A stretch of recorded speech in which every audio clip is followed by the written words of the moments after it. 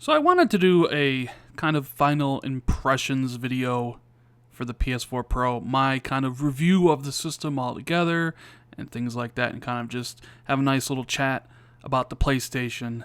What's going on, guys? Randall Thor 19, the man with the million, back again with another video. And yeah, you know what? It's been like a month or so. I have my PS4 Pro. I figure I talk about it now that I'm more used to the user interface, the controller, a lot of that stuff. Now, I gotta say, when you first get on the system, one of the things that I notice always like right away is the dynamic theme. Really love the dynamic theme. I'm still using kind of one of the basic ones. I really haven't looked to see if there's any kind of better ones, but I really like that. I wish Xbox would take that. Because some of the themes I've seen on here are way better than the stuff on Xbox, but it's because of that whole like middle barrier to it. So I really do like that. The theme thing, it's one of the better things.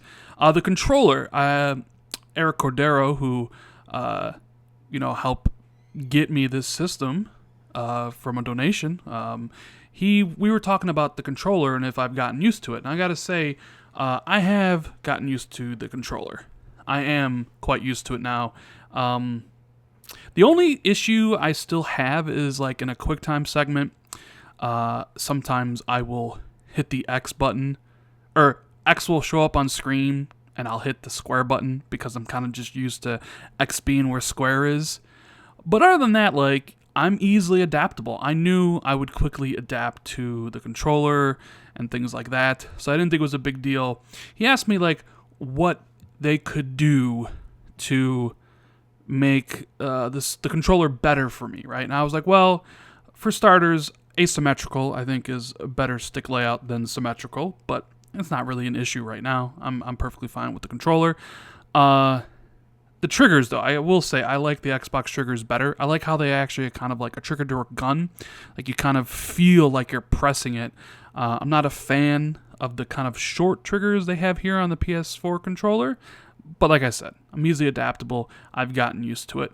Because like I said, I mean, come on, it's a controller. You'll get used to it. The only thing, like I said, I still make a mistake on is when X shows up in a QuickTime event, I'll sometimes press square.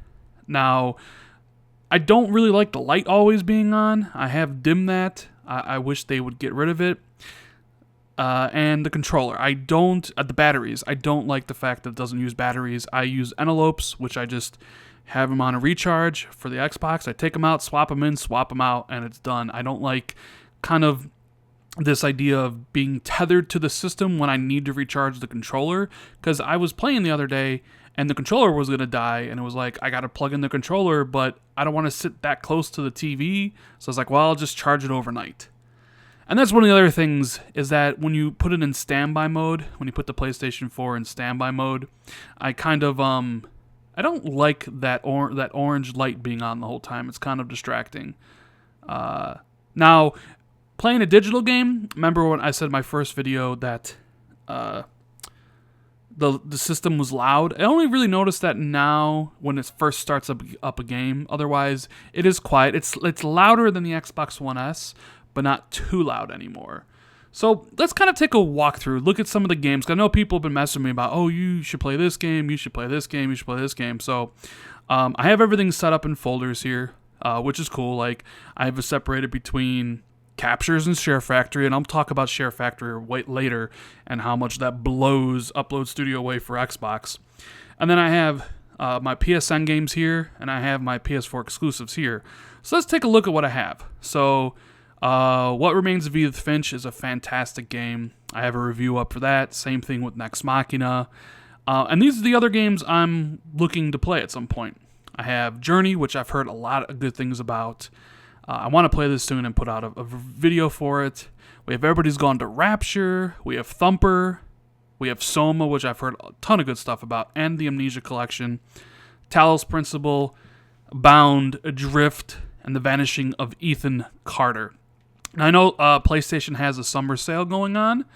I'm not really up on like the PSN indie games, so if anybody wants to send me a message on Twitter or something saying, hey, maybe you should pick up this because it's cheap, I will definitely look into that. But like I said, I have a lot to play here. These are the kind of games that kind of struck my eye that I wanted to play.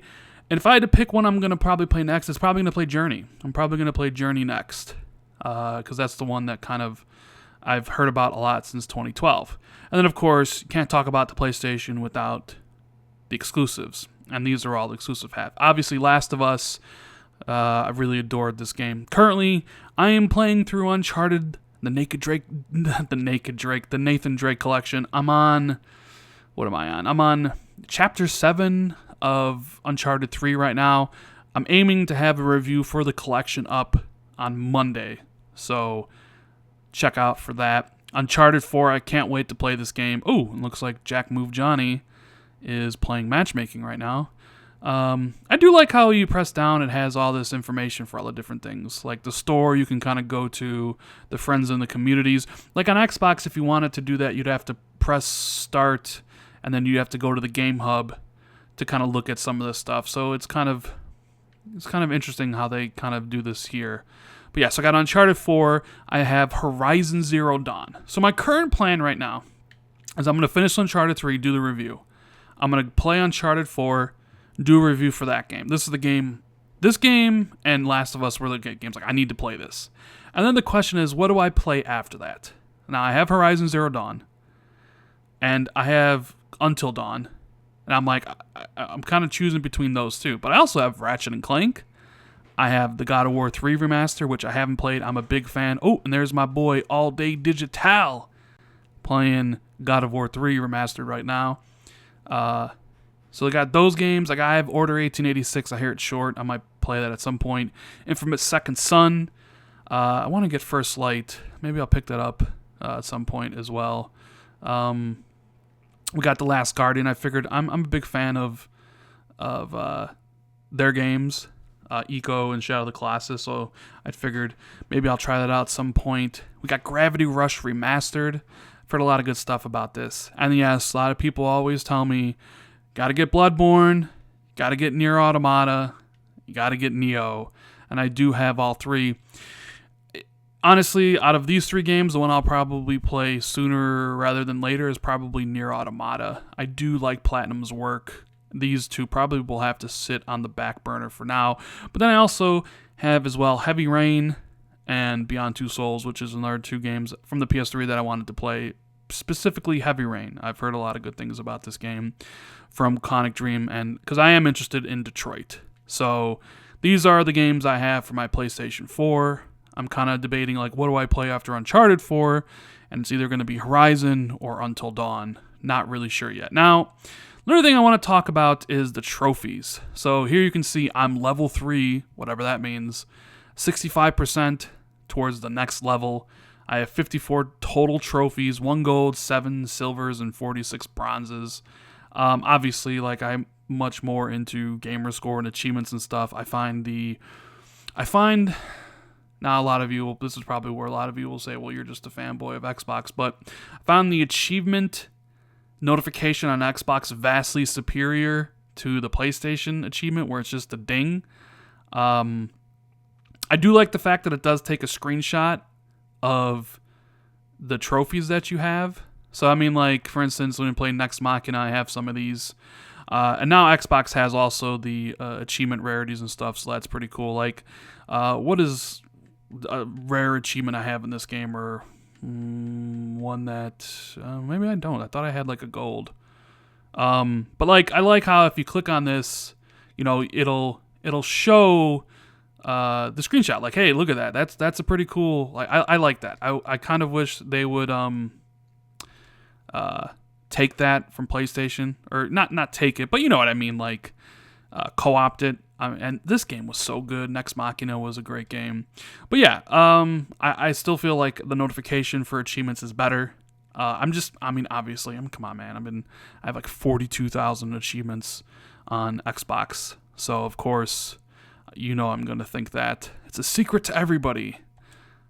Unlock a secret level. Now, the one thing I don't like about the trophies is the fact that when you get them, you have to come back here to like auto sync it with PSN. Xbox does that automatically, so I kind of find that to be weird. Like, why can't PlayStation automatically do that? Why does PSN? Why do you have to come back here and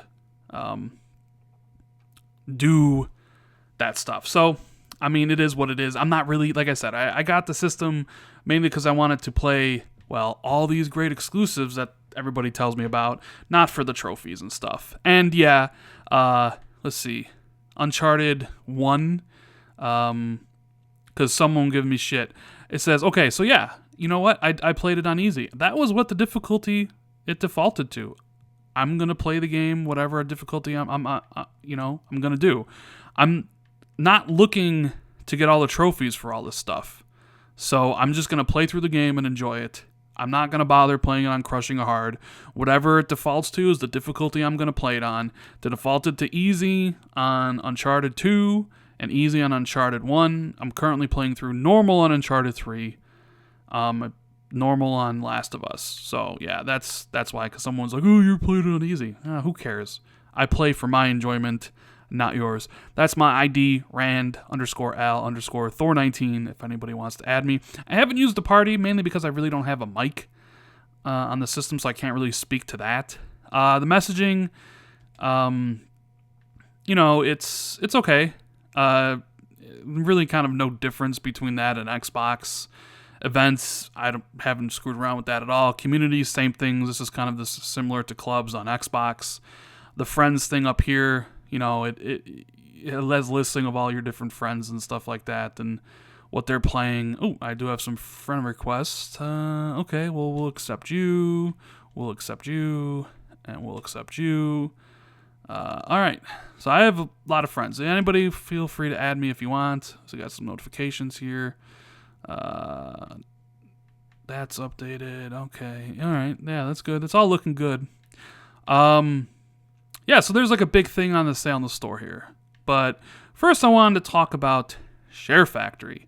So this program is light years beyond the Upload Studio on Xbox. Now, when I capture game footage on my Xbox for my indie spotlights and reviews, you use an Upload Studio. You take your clips, you combine your clips, you do your voiceovers, and then you go. The thing that I love about Share Factory is that you can save a project and come back to it any time. You cannot, I repeat, you cannot do that on Xbox.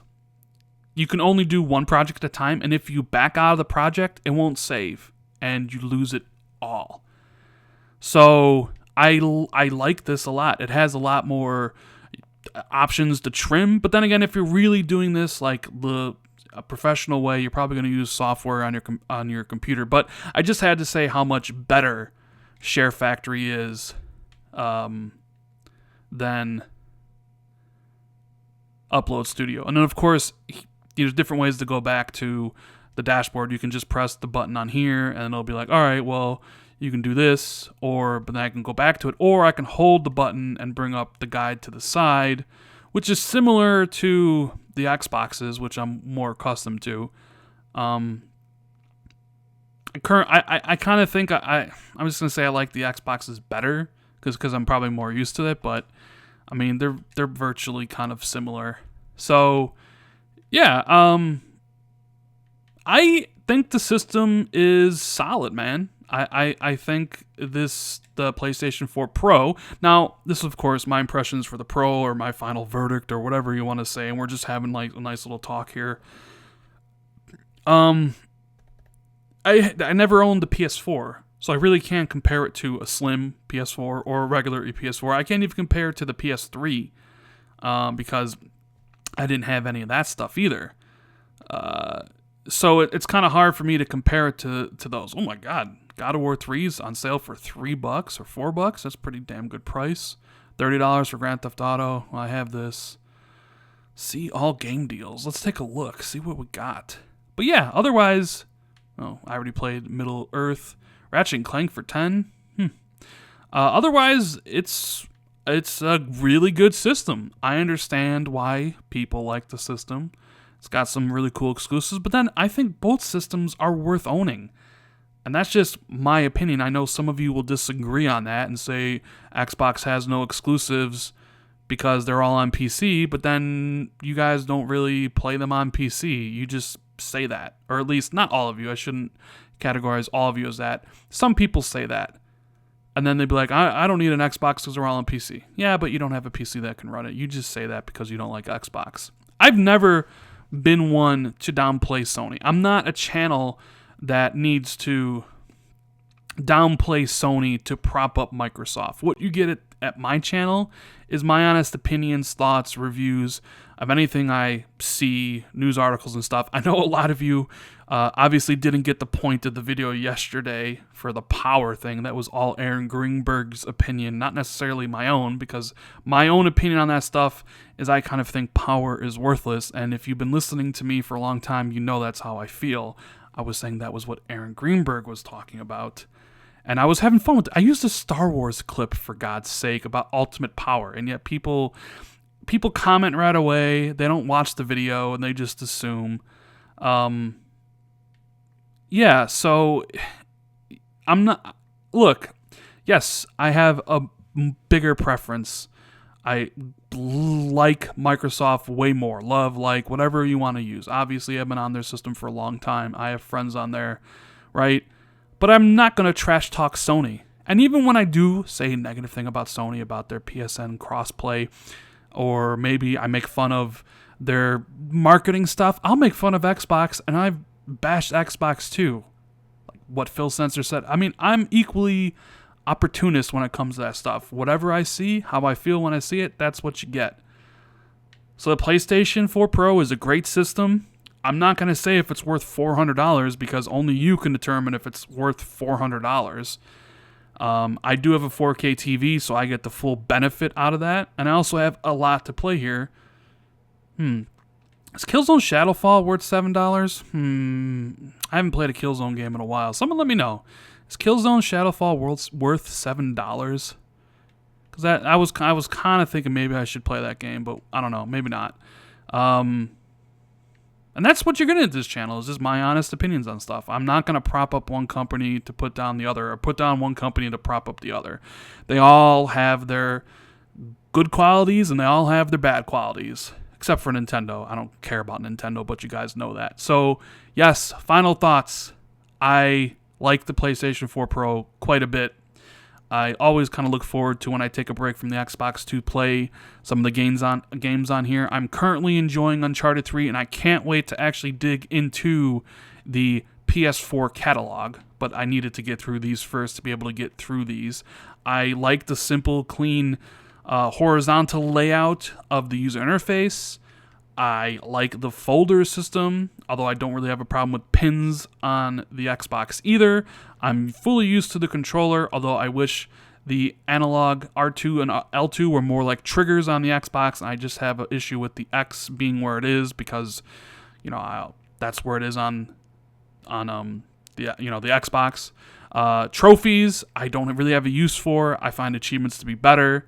I do like the fact they take screenshots when you get them. I think that's pretty cool. Dynamic themes on the PlayStation are pretty cool. Hopefully Xbox kind of redesigns their dashboard and we can have those dynamic themes on there.